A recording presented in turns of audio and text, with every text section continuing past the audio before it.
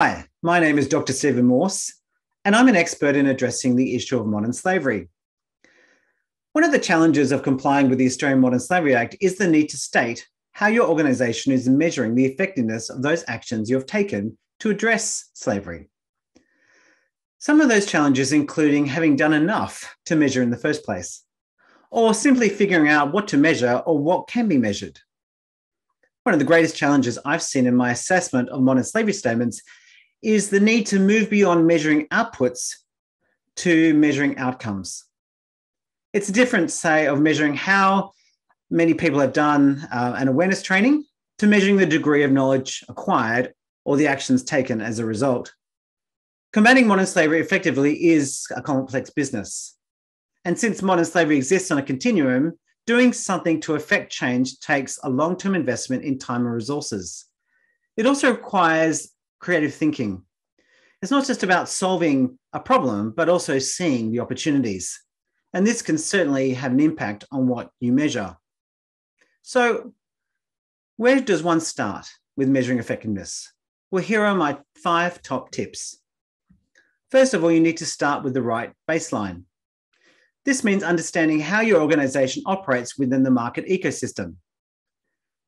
Minimizing modern slavery risks may not be feasible for you simply because your business is far too removed from where actually the risk occurs. So to say, well, we want to just minimize modern slavery is not the right baseline, perhaps, for your business. Second, consider what indicators you can measure. Perhaps you could measure capacity building among suppliers, or collaboration with industry peers. Or perhaps you could measure the effectiveness of your responsible purchasing practices. 3, decide what you want to achieve with those indicators. What are your objectives, aims, and goals? And make sure that they're clear and also something you can achieve and measure. 4, decide what outcomes you want to achieve with those goals. What is it that you want that you can see is the possibility? Perhaps as a larger organization, you might there might be an opportunity for you to work with your peers, your industry peers, your competitors, or perhaps you have the resources to train and equip. Perhaps there is a research partner that you could actually be working with because of the position you have in the market. 5, choose what inputs will help you achieve your goals and what metric you will apply to measure the effectiveness. Will it be by percentage or ratio, proportion, quality, behavior?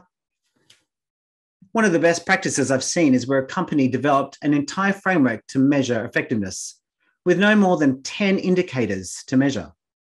This company had a very clear vision for what they wanted to achieve, and they were working hard to have a sober understanding of what they could achieve, as well as having a long-term strategy to measure effectiveness and to make sure that that measurement was effective.